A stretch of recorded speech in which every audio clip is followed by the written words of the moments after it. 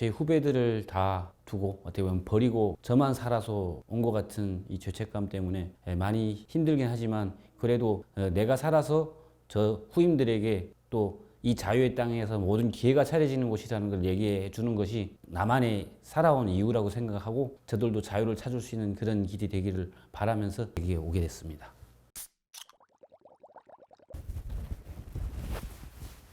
반갑습니다. 반갑습니다. 저는 대한민국의 빼앗긴 반쪽 함경북도 청진시에서 1981년 8월 5일 태어났으며 2007년 2월 7일 자유민주주의 대한민국 품에 안긴 탈북민 이윤길입니다. 반갑습니다. 초창기 생긴 거는 이렇게 김신조 목사님이라고 아시지 않습니까? 박정희 목도로 갔다. 그 부대가 우리 보면 1기, 9, 1, 2, 4 군부대고 청와대까지 거의 들어갔고 실제 뭐 군인들이라든가 경찰들을 많이 뭐 안타까운 일이지만 사살했고 또 거기다 2명은 무사히 본대 복귀했고 그러니까 아 이거 꽤 괜찮다 해가지고 혼란도 일으켰고 그러니까 이런 아예 부대를 만들자 해서 각 부대에 있는 정찰병들 훈련 잘 된 군인들을 모아서 특수 8군단 하고 만들었다가 특수 8군단이 너무 강해지니까 이걸 또 Y시켜 버렸습니다. 군단장 김창봉 감옥에 들어가고 너무 강하다. 그래가지고 얘를 또 잠바부대라고 했는데 이걸 갈라놓고 찢어놨다가 이게 김정일이 송군 정치한다 하면서 다시 11폭풍군단으로 통합을 시켜놓은 겁니다. 지금은 또 김정은이 뭐 특수작전군이라고 해가지고 더 업그레이드 시켰죠. 갈라놓는 이유는 세력이 너무 세지면 그렇죠. 통제하기 어렵고 통제하기 어렵고 애들이 힘이 너무 강하니까 군 내부에서 혹시 마냥 그러니까 군단장 자체가 전쟁을 일으켜도 충분해. 그러면 이거 하나로 솔직히 북한군을 아예 다 제압할 수도 있는 그런 힘이 생기니까 김일성 보기에도 아 이거 좀 위험하다 싶어서 그냥 바로 제압을 했던 거죠. 조후방 침투 배후 교란 작전 경보병 여단인데 일명 번개 부대라고 합니다. 폭풍이라는 건 말 그대로 폭풍이 지나간 자리는 모두 쓸어버린다 이런 뜻이고 번개가 뭐냐면 번개가 울면 우레가 좀 이따 울지 않습니까? 번개가 먼저 치고 저희 같은 게 경보병 여단이 일명 자폭배낭이라고 하는데 열병식 보시면 이렇게 폭파 표시 같은 거 있는 거 표식을 가지고 떨어지는 겁니다. 낙하로 떨어져서 후방 서울도 낼 수 있고 뭐 수도권 특히 군사기지들 그러니까 평택 이함대 사령부 그리고 군항 있지 않습니까? 화성 공군 비행장 그리고 오산 미공군기지 공군기지 수도권에 있는 모든 비행장 경납고 군수공장 활주로 도로 교량 다 폭파시켜서 전선으로 힘을 쓸 수 없게끔 그러니까 북한군이 쳐내려올 때 누구도 저항할 수 있는 군인들이 무기라든가 보급품이 제대로 낼 수 없게끔 혼란을 일으키는 거죠. 그러면 수도권에서 시민들은 엄청 혼란스러울 거잖아요. 그러니까 이번에 하마스가 이스라엘 공격한 것처럼 똑같은 방식입니다. 그렇게 하고 치고 빠져야 되는데 빠지기 전에 우레가 떨어지는 거죠. 한국 육전대가 와서 경보병 여단하고 합세해서 대량 그 지역을 아예 그냥 이 수도권 지역을 확보해버리는 겁니다. 거점 확보. 싸우고 있는 동안 마지막에 벼락 저격 여단이 내려와서 국회, 청와대, 각 뭐 도청, 시청, 그다음에 도의회 이런 데 점거하고 의원들이나 뭐 대통령들이겠죠. 뭐 국방장관이라든가 납치 및 뭐 저항시 요인 암살. 아예 그냥 후방을 와해시켜 버리는 겁니다. 충성심이 높을 수밖에 없는 게 명예가 장난이 아닙니다. 제대되면 공산대학 졸업증을 줍니다. 아예 대학 하나를 졸업했다. 당연히 무조건 당원이고 공산대학 졸업증을 함께 줘요. 그럼 거의 일반 사회기관기업소 나가면 기본 비서급. 누가 아무리 먼저 오래된 어르신이 있다거나 해도 무조건 세포비서, 뭐 조급당 비서로 갈 수 있는 간부 후비로 이미 찍어놓은. 저기 나갔다면 무조건 간부다 이렇게 할 정도로 그렇게 만들어 놓은 거죠. 제일 좋은 게 중요한 게 체력이죠. 한국도 특수학교 가려면 뭐 어느 정도 체력이 준비되고 하는데 북한도 똑같이 태권도를 잘했거나 레슬링, 뭐 권투 이런 쪽에 잘했던 애들로 또 싸움도 잘하고 이런 애들이 뭐 자원을 하는 애들도 있습니다. 근데 각 초모소에서 애들 분류를 하거든요. 얘는 어디 부대로 가면 좋겠다. 뭐 얘는 어디 쪽. 근데 대체로 보면 한경도 친구들은 항해도로 내보내고 뭐 이렇게 좀 멀리 집과 멀리 떨어진 데 보냅니다. 왜냐면 뭐 10년 동안 있어야 되니까 고향이 구리면 탈영할 수도 있고 하니까 아예 그냥 멀리 떨어져 놓는데 보면 그렇게 고르면서도 그 중에서도 좀 뭔가 토대를 또 보고 체력, 토대 그리고 제일 중요한 게 토대죠. 출신 성분이 있어야 되고 뭐 한국에 월남 도주한 할아버지라든가 이런 가족이 있으면 안 되고 중국이라든가 일본 쪽에 있는 뭐 친척이 있다거나 이러면 또한 안 되고 그리고 한때는 이게 간부집 자식들 저도 그런 형식으로 들어갔고 그러니까 전투원이 아닌 약간 비전투원 행정병 공관병으로 보내는 간부집 자식들은 왜냐면 똑같거든요. 대우는 어차피 특수부대 물론 전투원이라고 해서 더 뭐 이런 거 예배 전투는 더 그만큼 힘들죠. 그러니까 워낙 체력 좋고 집안이 약간 좀 노동자 농민인데 토대는 걸리지 않아. 출신 성분은 괜찮은데 백이 없거나 뇌물이 없어가지고 더 이상 진급을 못해서 평범한 노동자 농민의 자식들이 아빠 엄마는 못했으니까 나는 좀 간부해보고 싶어 할 때 가는 게 바로 여기라고 보시면 됩니다. 제가 처음에 우리 부대가 나갔다고 했을 때, 왜냐면 예전에 북한에서도 국경경비대에 탈북자들 뭐 잡아라 막아라 하고 보낸 적도 있었고 할 때 애들은 뭐냐면 국경경비대보다 훨씬 뭐 훈련이 잘 돼 있고 전투 훈련이 거의 뭐 전쟁에 임한 훈련, 그리고 침투돼서 뭐 진짜 맞아 죽을 각오부터 시작해 모든 훈련을 폭파 딱지 붙인 훈련부터 해서 엄청나게 훈련을 하고 보낸 친구들인데, 얘들을 그냥 총알 받으러 내보낸 것 같지는 않다. 제 생각에는 뭐 야간 기습이라든가 우크라이나군의 중심을 타격해서 뭐 어차피 다른 방공망 때문에 안 되니까 특수부대가 들어가가지고 안에 있는 요인 암살부터 시작해서 뭔가 이런 와해시키자, 국가를 아예 와해시킨 이런 임무로 들어갔다. 저는 이렇게 생각을 했었는데 쿠르스크에 있는 겁니다. 이건 아닌데, 진짜 싸울 부대를 보낸 게 아니고 전투원들은 진짜 얼마 안 보내고 페이크 부대, 약간 보병인데 폭풍군단 산하에도 저희 여단이 3,200명이라면 그중에 500명만 전투원이에요. 나머지 2,700명은 다 전투훈련은 받는다 하는데 그 500명은 최고의 최고들을 뽑아내는 거죠. 그러니까 한국 말하면 특전사에 707을 따로 뽑는다, 특임대를 뽑는다, 이렇게 보시면 되고, 간애들 보았을 때 저 영상을 잠깐 봤거든요. 몰래 찍다 보니까 완벽하게 전체적인 그림이 나온 게 아니고 쬐끔쬐끔 나왔거든요. 그럼 보면 그 보병 같은 애들은 아직 전투훈련을 제대로 받지 못한, 북한군이 한 3년 정도 지나야 염장독이 올랐다, 그래야 군복무를 했다 말을 할 정도. 3년 안에 돌아오면 생활제대라든가 감정제대에 오면 군인 취급을 안 해요. 최소한 4년 이상. 근데 내가 봤을 땐 요거 지금 3년은 간신히 넘은 애들 같아. 이제 군기가 살짝 들어간 애들이니까 벌써 행진하는 거라든가 나오라 뭐 일로 오라 막 이렇게 할 정도로 말한다는 자체는 얘들이 이 회열 이런 걸 잘 못 맞추는 애들이다. 근데 또 다른 장면에 보면 야투경 착용하고 무기장비 들고 약간 빠르게 뛰는 뭐 경보 비슷하게 하는 애들 보면 또 다르더라고요. 애들은 좀 훈련 많이 받은 애니까 얘는 한 6년 정도 받은 애들. 그 외에 약간 걸음걸이가 약간 좀 빠져서 걸어가는 친구들이 있어요. 이 친구들 같은 경우는 훈련을 너무 많이 받다 보면 그 일상 뭐 줄 맞춰서 딱 열병씩 하기 전에는 뼈가 다 이렇게 거의 뭐 탈골되고 맞춰지고 골반이 뼈 빠지고 하다 보니까 뭐 무용 선수들 같아요. 그러니까 그리고 또 이 사람 40대 지나면 아파서 그냥 앉았다 일어나지는 못해요. 그 정도로 싹 연골이 다 파괴되는데, 걸어가는 거 보면 되게 이렇게 엉기적거리면 약간 어르신도 걸어가는 것처럼 걸어가거든요. 그러니까 많이 관절 상태가 안 좋으니까 딱 봤을 땐 쟤들은 거의 10년 복무한 애들이구나. 쟤들은 왜 갔을까? 그러면 진짜 사람들 말대로 처형조라고 해서 이선조로 갔을까? 아니면 또 다른 임무를 받고 야간 침투를 받기 위해서 갔을까? 요 부분까지는 제가 자세히 모르겠는데, 제 개인적인 판단으로서는 야투기가 한 6년 정도 된 애들은 분명 후방 침투라든가 아니면 뭐 쿠르스크 지역에서 우크라이나군에 빼앗긴 곳을 기습 침투하기 위해서 야간 수중, 어차피 교량 다 폭파시켰으니까 야간 수중 투하 해가지고 수중으로 기습 침투 훈련, 이걸 지금 받고 있는 게 아닐까. 최고 전투원들 같은 경우는 약간 그 일반 보병 같은 애들 전선으로 내몰고 뒤에서 약간 좀 감시하거나 투항하려 하거나 타령하려 하거나 쏘지 않고 돌아오려고 하는 건 아마 저격하지 않을까. 그러니까 저격 예단에서 뽑아서 그런 생각이 들더라고요. 지금 현재로서는 확실하게 가족을 어떻게 했다. 그러니까 한 곳에 있는 가족들이 아니거든요. 뭐 함경도에서 나간 애도 있고, 함경남도에서 나간 애 있고, 뭐 청진에서 간 애 있고, 온성에서 간 애 있고, 이 가족들을 싹 모아서 부대까지 간다는 건 이제 나간 지 보름밖에 안 되는데 벌써 이 가족을 다 모아간다? 이건 거의 불가능한 일이고요. 각 지역에 있는 무슨 이런 공동 숙소 같은데 이사시켜서 어느 한 뭐 단체 아파트 같은 게 약간 관리 감독할 수 있는 이런 곳을, 약간 수용소도 많고 하긴 한데 수용소에 넣으면 반발이 일어날 거고, 그러니까 임시적으로는 잡아둘 수는 있다. 제가 보기에는 뭐 강제 이주시키고 뭐 구금하고 이건 좀 힘들고, 그냥 뭔가 사정상 얘기를 하고 여관이라든가 호텔도 될 수 있고 이런 적에 임시로 그냥 데리고 있지 않을까. 북한에서는 제일 빨리 손나는 게 말이거든요. 평양에서 온 친척이 한데, 야, 너네 쪽에서는 그런 얘기 못 들었니? 뭐 우리 집 동네 아들은 뭐 부대에서 행발냈다 그래가지고 지금 찾으러 나갔어요. 뭐 갔는데 지금 부대에 없대, 안 보여준대. 그럼 어디 갔겠? 뭐 러시아 가지 않았겠나? 뭐 이렇게 얘기하고 서로가 교환을 해요. 그러다 보면 이게 관계 맞구나. 죽은 다음에 뭐 영웅칭호 뭐 이렇게 하사한달 그 많은 애들이 다 영웅칭호 하사할 수도 없고, 뭐 진짜 개죽음인데, 영웅보다는 뭐 살아서 아들 보고 싶은 부모들일 텐데, 그건 뭐 한국이나 뭐 다 똑같지 않습니까? 억울하게 남의 나라 전쟁 가가지고 죽고 온다 하면 북한 주민들 상태에서도 엄청난 소요가 일어난다고 저는 생각을 합니다. 김정은이 그렇게까지 해라.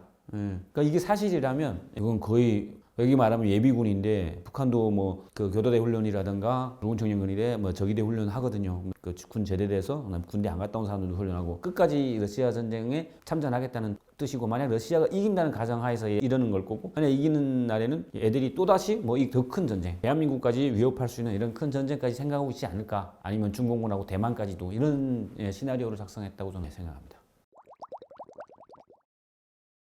그러니까 집단 탈북을 할 수도 있다. 이런 가정하에는 또 어떤 일이 있냐면 어리고 젊은 친구들이니까 사회에서 일단 많이 MZ 세대라고 해가지고 한국 영화 드라마 이런 걸 많이 보면서 자유에 대한 것도 많이 생각을 했을 거고 탈북자들에 대한 이야기도 많이 들었을 거고 본인들이 뭔가 단체적인 행동을 했을 경우 그러니까 진짜 총뿌리를 돌려들어서 상관들을 향해 쏘던가 항명, 하극상이죠. 항명하고 러시아군까지 제압하고 우크라이나의 포로로 잡혀서 뭐 한국이든 아니면 뭐 일단 자유의 땅으로 자유민주주의 나라 편으로 돌아서겠으니까 그쪽으로 보내달라 우리를 이렇게 할 수 있는 게 가장 집단 탈북을 할 수 있는 시나리오죠. 어떻게 보면 희망사항이 될 수도 있나요? 그렇죠. 그게 희망사항인데 거의 그렇게 될 확률은 아주 소수입니다.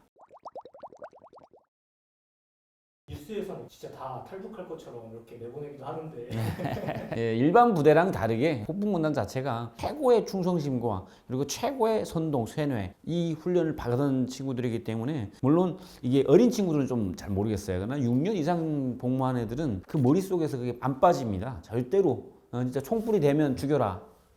아니면 내가 먼저 죽던가 이렇게 하지 절대 저게 포로가 되지 말아야 된다. 이게 뭐 병사의 임무 7제도 있는 것처럼 절대 우리는 포로가 안 된다. 이런 게 있어가지고 탈북할 생각 자체를 안 하죠. 탈영할 생각 자체를 안 하는 거죠. 그 모든 북한군은 아니라 해도 어떤 군이든 앞에서 뭐 투항하려고 한다거나 뭐 싸우지 않으려 한다거나 총불이 돌려대거나 아니면 탈영한다면 사살할 수도 있습니다. 그건 뭐 어떤 군이나 특히 북한이나 뭐 러시아 뭐 중국 같은 이런 독재 국가들에서는 뭐 그 군인 목숨이 그렇게 중요한 건 아니거든요.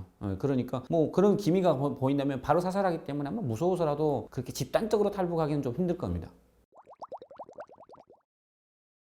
예, 제가 일단은 뭐 제대돼서 뭐 중국 쪽에 친척이 있습니다. 중국에 친척이 있다 보니까 그 친척분한테 도움을 좀 받으려고 국경경비대 애들하고 좀 친하니까 나 좀 연락 좀 하게 해달라 하니까 그냥 들어갔다 나오라 뭐 그러더라고요. 괜찮나 하니까 자기들이 봐주겠으니까 며칠 날 들어갔다가 자기네 근무 서는 날이 며칠 날이니까 그날 새벽 3시까지 넘어오면 돼 뭐 이런 식으로 얘기하거든요. 알았다 하고서는 그럼 자기들이 넘겨주는 사람이 또 있습니다. 국경비대들이 부럽고 하면서 중국에 들어가서 돈 벌어 나오는 아줌마들이라든가 팔려가는 여자들이라든가 아니면 팔려갔다 잡혀 나온 사람들이 다시 들어갈 때 그럼 그 사람들 들어갈 때 나를 섞여 보내는 거죠. 그럼 데려다주면 고모집에서 돈을 좀 줬습니다. 중국 돈은 한 300~400원, 한국 돈은 한 5만 원씩 주면 데려다주고 고모집에 가서 도움 받고 나오는데 이게 한두 번 도움 받는 것도 그렇지 매번 가서 도움 받을 수는 없잖아요. 뭐 장사를 해보겠다 하고 뭐 여러 가지 해삼 장사도 해보고 뭐 하다가 다 망하고 사기당하고 그러다 보니까 뭐가 하면 좋을까 보니까 한국 영화 드라마 CD가 막 대여점에 많은 겁니다. 그래 공 CD를 사가지고 거기다 복제를 해서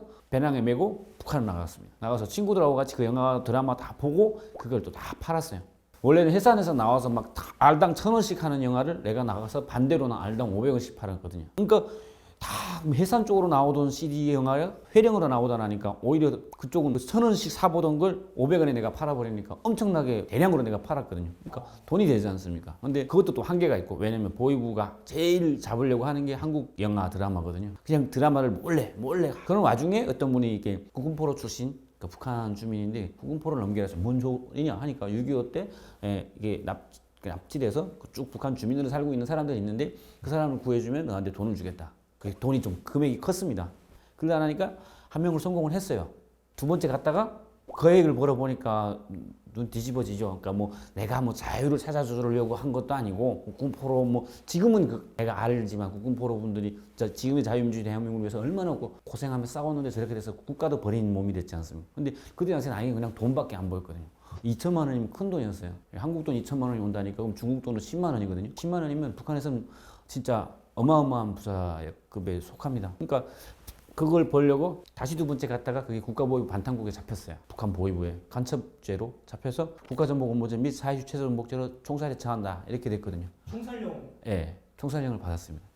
이제 죽었구나 했는데 저희 외삼촌이 함경북도내 한 손가락 꼽히는 간부예요. 또 그 외삼촌 딸이 시집간 게 청진시 보위부장 막내 며느리로 들어갔어요. 그러니까 같은 그 내가 잡힌 길쭉은 보이부에다 전화해서 한 번만 봐주자. 진짜 관대하게 한 번만 봐주자. 또 아빠 엄마가 국가 순직자다. 자, 국가 유공자 같은 거예요. 여기 말하면 유공자의 아들이니까 한 번쯤은 관대하게 용서해 주자 해서 제가 일주일 만에 총살형에서 훈방 처리로 나왔습니다. 그리고 살아서 보니까 다시 여기서 뭘 아무것도 못하는 거예요. 항상 보이부 요시차로 감시받지, 사귀던 여자친구랑 강제로 헤어지게 됐지. 왜냐면 그 친구 또 동생이 김정일 경호원으로 있거든요. 나와 결혼하게 되면 앞길이 그 동생 앞길이도 망하니까 울면 뭐 죽는다 산다 하다가 에이 이 땅에 좋아하는 사람 보고 그것도 못 참겠고 하니까 그냥 가자. 어떻게 보면 첫사랑 때문에 떠난 길이었죠. 자유 찾아온 것도 맞지만 그냥 일단 대한민국 어디까지인지 가보자 하고 딱 출발해서 오다가 중국 내몽골에서 또 잡혔습니다. 중공군에 2005년 10월 1일 날 국경절 날에 하필이면 또 떠나가지고 9월 30일 날 저녁 10월 1일 날 새벽에 중공군 한개 중대 한 120명 정도 병력의 차 세대가 딱 라이트를 켜더라고요. 그 자리에서 그 해상저격 출신 친구가 있었거든요. 실탄을 걔들은 쏘더라고요. 쏘다했는데 그 한 발도 안 맞았어요 그때. 다른 사람들은 그 자리에서 다 잡히고 총 쏘는데 어떻게 다 투항했는데 우리 둘만 군 출신들이니까 그냥 물속으로 뛰어들어가지고 일단 살아서 갔어요. 갔는데 그 마지막에는 또 포위 되니까 나는 그 친구를 살리고 친구야 너 가라. 내 동생 좀 꼭 살려줘. 누이 동생이 여동생이 중국에 있었어요. 고모 집에. 오빠가 먼저 한국 가서 안전하면 너 데리고 갈게. 이렇게 하고 중국에다 놔두고 내가 가다가 지금 잡혀서 가니까 그 친구한테 내 동생 있는 곳을 알거든요. 그래 친구 보고 내 동생 꼭 좀 무사히 살려달라. 나는 어차피 죽을 것 같으니까. 그게 잡혀서 저는 북송됐습니다. 북송돼서 제가 막 보위부에 전기곤봉질도 맞고 전기곤봉, 그러니까 전기의자 앉아서 전기곤봉. 북송됐을 때 그때 진짜 들어가면서 보위부에서부터 매가 그냥 하루 평균 한 거의 200대씩 맞았습니다. 그렇게 맞으면서 6개월, 8개월을 거의 버텼어요. 그 안에서 몸무게 37kg 나가고 영양실조로 기아, 주먹이 막 간략근 들어가고 저 거의 뭐 매일 맞고 살았던 것 같아요. 고문도 받고 이랬는데 어떻게 나오셨어요? 그러니까 저는 기적이라고 생각을 했습니다. 돌아가신 아빠 엄마가 나를 살려준 거야. 난 면회 올 때도 없었거든요. 남들은 면식을 먹으면서 버티고 해서 뭐 담당이 오면 데리고 고향 담당에 가고 뭐. 근데 저 같은 경우는 고향이 청진인데 청진 수용소에 있고 나는 저기 다 뜯어 나니까 어디 거주지가 없거든요. 그러다 보니까 누구도 날 데리러 온 사람도 없고 면회도 없고 그냥 죽기 전에 내가 좋아하는 거 이 밥에 김치, 감자 반찬 이거 진짜 배 터지게 먹고 게끔 해주세요 하고 기도를 했습니다. 근데 진짜 한 4일 정도 됐는데 식모가 부르는 겁니다. 그럼 난 식모가 부르면 날 또 뭐 일 시키거나 뭐 먹을 걸 줄 생각 아닌 사람인데 그 식모 여기 한국에 와 있습니다. 식모랑 와 계세요? 예, 식모랑 그 식모와 함께 그 탈북자인데 식모랑 눈 맞은 또 탈북자 하나 있었는데 그 놈도 거기서 반장하면서 나를 그렇게 매일 때렸거든요. 근데 그 놈도 식모랑 같이 탈출해서 여기 와 있더라고요. 한국으로 예, TV에 나와서 노래를 부르고 있더라고요. 내가 오늘 웃겨가지고. 근데 그때 불러서 나가보니까 진짜 입쌀밥 이만큼 오봉에 다 식모가 주는 거예요. 지금 미쳤나. 나 항상 내가 밥알만 주워 먹어도 그 남자한테 얘기해서 쟤 또 뭘 주워 먹는다 해가지고 또 맞고 했는데 매일 이렇게 주는 겁니다. 예, 여기다 퐁퐁이 떡이라고 해가지고 이게 미숫가루 떡도 주고 이게 마지막 음식이라 그러거든요. 영양실조 걸려서 그 정도 되면 먹으면 소화를 못 시킵니다. 싹 내보내면 그 마지막 탈수 빠져가지고 죽거든요. 그 내가 죽은 사람 3명을 묻었어요. 그 안에서. 나보다도 더 살집 있는 사람이 죽어갔거든요. 그럼 나 죽겠구나 이 네, 생각이 했죠. 왜냐면 그 정치부 중대장 출신 탈북자도 잡혀왔는데 진짜 마지막에 막 먹고 물까지 먹고 발 씻은 물까지 먹더니 다음날 아침에 새벽에 죽었어요. 그 뭐 눈 영화에서는 막 잘 감기는데 눈도 안 감겨지더라고. 원이 있는지 나도 이렇게 먹고 이제 곧 죽겠구나 쫙 쏘고. 근데 진짜 기적이면 또 이게 기적이죠. 그게 다 살로 가는 거야. 소화 다 시키는 거. 원래 이제 관략근까지 풀려서 뭐 먹으면 바로 쌌는데 그것 또한 희한하게 잘 참게 되더라고요. 그러면 조금 하면서 그게 다 살로 간 거예요. 근데 그 감방 지키는 감방장들한테 면식 먹는다는 얘기 안 했죠. 지키는 놈들한테 간수들한테 그냥 약간 힘들어서 나 이래도 못 날 것처럼 하니까 제강소 이동 작업 나가는데 들것에 실어 나갈 정도로 차에 나는 싣고 가서 왜냐면 두고 있으면 밥이랑 챙겨주기 번거로우니까 거기 가서 그냥 일하는 애들 지켜보고 있어라. 누가 도망치나 보다가 누가 도망치면 호각 호로록 부르고 알려주라고 그 있는데 선생님 그걸 또 희한하게 화장실 가고 싶은 거예요. 선생님 화장실 가고 싶습니다 하니까 이동 작업 하는데 빨리 갔다 오라 하는 거예요. 그 저기 컨테이너 같은 데 살고 있고 화장실은 재래식 화장실 밖에 이렇게 쭉 있거든요.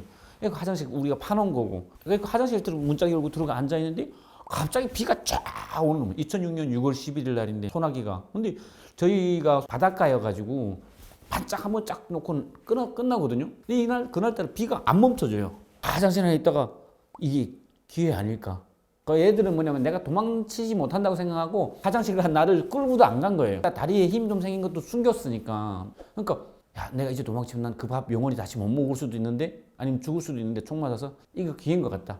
그리고 화장실 제자리 화장실인데 화장실에 인분을 다 자꾸 퍼가요. 뭐 빌어준다고. 그러니까 밑에 얼마 안 고연 거예요. 한 무릎 좀 더. 뭐 지금 먼저 그런 거 생각할 시간 없죠. 떨어져서 뒤로 하면 딱 파가는 곳이 그거 그냥 자꾸 그냥 막 몸에 묻거나 말거나. 아 근데 야 비가 진짜 눈앞이 안 보일 정도로 하늘이 새까맣고 쫙 오는 거예요. 내가 그쪽 동네 길을 잘 알거든요. 그 보초가 없는 곳만 찾아서 담을 넘고 열심히 뛰어가지고 그 내가 아는 형 집에 딱 문 두드리고 갔어요. 그 거리가 한 1시간 정도 걸리는 거리를 제가 어떻게 뛰어서 거의 한 3, 40분 만에 뛰어갔는데 그동안 비가 한 번도 안 멈췄던. 근데 북한은 비가 오면 뭐 우산 이런 게 차 이런 게 없으니까 비 오면 거리가 한산합니다. 사람이 없이. 비옷 입고 다니는 사람들이 있는데 비가 많이 올 때는 딱 그냥 일단 집에 있다가 나오거든요. 아니면 건물 안에 들어가 있다가. 그러니까 사람이 없는 거예요. 뭐 워낙 또 왜소하고 하니까. 그래서 형이 집 문 두드리니까 그 형 문 딱 깜짝 놀란 거예요. 왜냐면 이 형이 바로 그 면식을 넣었던 형이거든요. 나는 몰랐는데. 그리고 이 형은 왜 면식을 넣었냐 하니까 자기도 잡혀 들어왔는데 나를 보니까 꼭 살려주고 싶더래요. 아 얘는 꼭 은길이는 꼭 살려주고 싶다. 불쌍하고 오니까 형이 놀란 거예요. 그래가지고 옷 다 벗겨서 버리고 뭐 몸에 막 이가 한 500마리 됐었어요. 그래가지고 뭐 지금 먼저 그 머리 싹 그냥 그 자리 가위로 막 자르고 샤워를 싹 시키고 이 집에 있으면 또 안 되니까 왜냐면 그 안에 같이 나와 있었으니까 매형의 동생 집인데 집이 이렇게 장기간 빈 집이 있었어요. 그 집에 1층 집인데 탈출할 수 있는 창문이랑 뒤로 있으니까 지하 보면 돼지우리가 있거든요. 돼지를 집에서 키워요. 도둑질해 가니까. 그 돼지를 지금 팔고 뺐거든요. 그 안에 돼지처럼 들어가 숨어 있은 거죠. 들어가서 제가 꼬박 6월 11일 날 들어가서 6월 30일까지 20일 동안 그 돼지우리에 있었어요. 영양보충 시키느라고. 근데 진짜 막 정신없이 막 먹어. 막 마지막 먹다 마지막 이렇게 석회가루까지 먹더라고요. 그게 뭐 밀가루인 줄 알고. 이미 이게 정신이 막 오락가락 한 거죠. 그렇게 하면 또 살아가지고 결국은 마지막 부모님 묘소에 가서 출발한다 하고 인사하고 다시는 내가 못 와볼 것 같다. 뭐 죽던가 아니면 가던가. 마지막 떠나가는 길 아빠 엄마 지켜주세요 하고 술을 그냥 묘에다가 이렇게 쭉 붓고 출발했죠. 그러니까 부모님 사고로 돌아가시고 두 분 다 의사셨습니다. 그런 와중에 아빠랑 같이 평양 출장 갔다 오다가 교통사고로 돌아가셨고, 그러니까 저는 국가유공자 가족이 되다가 순직자 가족이어가지고 대우를 좀 받는다 했는데 또 꽃제비 살림 또 오래 했어요. 동생하고 방랑하고 그러다가 군대 갔다 오고 누이 동생 데리고 지금 동생도 한국에 와 있고 잘 살고 있습니다. 한국 와서 제가 처음에 노가다 그때 6만 원씩 해서 일용직에다 6천 원 떼고 5만 4천 원씩 받았거든요. 난 이 돈으로 뭐 할 수 있을까 하고 5만 4천 원 가지고 시장에 나가 보니까 쌀 사고 쌀 한 20kg 사고 김치 사고 뭐 고추장 사고 기름 사고 해도 남는 거예요. 와 그럼 나는 하루 일해서 한 달 먹을 거 사는데 나머지 29일 일한 걸 저축하면 그 어마어마한 부자가 되겠네. 그래가지고 돈을 모았어요. 그리고 주말에는 또 노가다 없을 때는 주말은 가구 배달러 가고 그러면서 일단 여러 가지 일을 하고 노가다가 또 오후 4시에 끝나거든요. 4시 반에 끝나 집에 오면 씻고 하면 5시 돼요. 그럼 씻지 않고 바로 배달 가서 집에 와서 자고 그렇게 번 돈으로 첫사랑 결혼해서 딸도 낳고 산다는 거 알고 있거든요. 친구들 통해서 들어요. 연락하면 먼정이 어떻게 잘 산다더라 하면 그냥 돈만 도와주고 싶어서 그래도 내가 좋아했던 사람이니까 그래 전화를 했는데 돈을 그때 한 300만 원인가 내가 보냈어요. 보냈는데 한 보름 밑에 다시 전화 오더니 오빠 거기 어떠냐고. 그래, 여기 대한민국 좋지 가고 싶다 하는 거. 어유 남편 있잖아요. 북한인데 북한에 통화가 되거든요. 그러니까 중국 전화로 그 국경 연선까지 되니까 만약 그때 그 장모님이 계셨으면 안 되는데 장모님이 또 돌아가셨어요. 나랑 헤어지고 얼마 안 돼서. 그래서 그러니까 새엄마가 같이 데리고 왔더라고. 새엄마가 딸 데리고 가라고 나보고 뭐 싸이 하더라고요. 아주 좀 놀라긴 했는데 그쪽에 지금 애기들이 있는 걸 알고 있는데 아무 물어보지 않았어요. 또 부담 가질까 봐 오고 싶으면 와라. 데리고 오겠다니까 친구들 뭐 400만 원을 줘야 된대요. 그래서 400만 원 줘라고. 뭐 그쪽에 뭐 남편이랑 뭐 이렇게 깨끗하게 헤어지려면 그 돈을 줘야 된대. 뭐 엮인 게 있대요. 그래서 400만 원 또 주고 데리고 올 준비를 다 했는데 그 브로커가 700만 원 또 내라서 700만 원 브로커비 내고 결국 데려오는데 친구들이 그랬어요. 아, 얘는 데리고 오면 이게 한국 남자들이 잘생긴 거 많고 말도 잘하고 또 돈도 많고 능력이 많은 애들이 우리보다 잽이 안 되는데 좀 이쁘게 생기고 보안원이었거든요. 경찰 오면 다 뭐 이거 뺏어간다 그래가지고 아니 내가 꼭 살려고만 데려오는 게 아니다. 내가 좋아했던 사람이 자유의 땅에 와서 자유민주주의 이런 좀 누려보라고 데리고 오는 거다. 뭐 꼭 안 살라고 좋은 사람 만나서 가겠다면 잘 살라고 보낼 거다. 이렇게 얘기하고 데리고 왔거든요. 근데 좀 말대로 됐죠. 와서 한 5년 같이 살고 또 그 친구가 낳은 딸도 제가 3살짜리 데리고 왔고 지금 19살이거든요. 근데 가끔 보고 만나서 같이 밥 먹고 하거든요. 애랑은 3살 때부터 키웠으니까 7살까지. 그래가지고 잘 살아요. 지금은 딸 데리고. 그래가지고 내가 잘 했구나. 그래도 이 땅에 와서 2명의 생명을 살린 거니까 이런 생각을 하고 좋으면 같이 잘 살면 좋은데 그런 게 있잖아요. 성격 차이로 이런 게 있어가지고 물론 제가 잘못한 것도 많고 또 많이 또 다른 일을 하면서 보험 설계사 하면서 또 좀 돈이 많이 벌다 보니까 또 안 좋은 것도 좀 겪고 뭐 사기도 당하고 뭐 주식 투자했다가 뭐 이랬다 하니까 미안하더라고요. 같이 제가 책임지고 사는 게. 그래가지고 부담 주기 좀 싫어서 그냥 헤어지자고 그냥 서로 토의하고 이렇게 해서 지금은 혼자 열심히 살고 있습니다. 예, 뭐 제가 직접적으로 하고 있는 것도 있었는데 그 지역 쪽이 조금 잡히고 막히고 이래가지고 다른 분이 하는 분을 통해서 같이 하고 있는데 소개를 해주는 거죠. 그렇다고 뭐 내가 소개비 받는 건 아니고 정말 탈북민들 안타깝잖아요. 그러니까 가정한 수수료 좀 싸게 하면서 정확하게 도착할 수 있는 이런 사람을 통해서 연결을 시켜줘요. 그래가지고 대신 나는 그쪽 연결된 쪽에서 약간 좋은 정보 같은 게 북한에 온 정보 이런 뭐 폭풍군단 몇 년 단위 나갔다 이런 정보들 나는 또 소개 대신 받는 거죠. 받아서 그거 난 또 좋은 참작을 해서 뭐 방송이라든가 이런 또 대한민국에 좋은 일에 많이 쓰임 받을 수 있도록 뭐 정부 쪽이라든가 이렇게 제공을 하고 이렇게 하고 삽니다. 잘 안 알려진 소식이라면 뭐 수해 때 한 3, 4년 전에 수해 났을 때 뭐 소도수 청년 발전소 수문을 열어놨다. 수해로 그렇게 사람들이 많이 떠내려가고 죽을 정도 아닌데 발전소가 김정은 이름으로 만든 발전소인데 이 발전소에 댐을 열어놓지 않으면 이 발전소가 폭파가 날아가는 거예요. 그러니까 수문을 열어놔라 해가지고 안 그래도 홍수로 지금 두만강 물이 불어나는데 수문을 열어놓다 하니까 물이 범람을 해서 주변에 한 5천 그 가족 집들이 다 떠내려갔는데 문제는 그 집들이 또 뭐냐 김정은 방침으로 철거해라 했던 집이에요. 왜냐면 국경연선을 통해서 탈북자들이 그 집들을 통해서 탈북한다 이러니까 이 집을 철거해라 새 집 지어줄게 했는데 우리가 할아버지 때부터 살던 곳이다 어떻게 이곳을 두고 떠나냐 그러니까 갑자기 전례 없던 단 한 번도 뚝이 넘어갈 정도로 홍수가 없었는데 그해 홍수로 그냥 그 집들이 5천여 세대인가 5만여 세대인가 이렇게 쭉 무산에서부터 해령 온성 뭐 쭉 아랫지역까지 샛별까지 그 두만강 연선 집들을 싹 쓸어갔어요. 그러니까 이게 수문을 열어놨다. 이게 새로운 정보라기보다는 좀 알려지지 않은 정보죠. 자기 치적을 위해서 결국은 수문을 열어놓은 거죠. 그런 행태가 엄청 많잖아요. 엄청 많죠 그런 게. 아마 한두 번이 아닐 겁니다. 그렇게 해서 사람들 뭐 근데 또 그렇게 해서 사람 죽이는 건 별로 신경도 안 쓰는 약간 제 사이코패스 같은 인간이라 뭐 어떻게든 머리가 대먹은지 그러니까 이번에 폭풍군단의 애들을 그냥 총알바디 고깃밥이죠 그냥 총알바디로 내보낸 거죠. 그리고 수해 나서 죽은 사람들한테 북한에서는 물에 빠져 죽으면 물고기밥이 됐다고 하거든요. 한국은 아니겠지만 옛날에 조선시대 때 그랬어요. 어부들은 물고기밥이 된다고 칠성판 등에 지고 다닌다. 근데 물고기밥 되는 그 수해 유가족들한테 뭘 준지 아세요? 냉동 물고기를 선물로 줬어요. 그 사람들 생각을 해보세요. 일반적으로 생각하면 물고기 밥이 된 내 아빠 엄마가 있는데 물고기를 나한테 선물로 써요.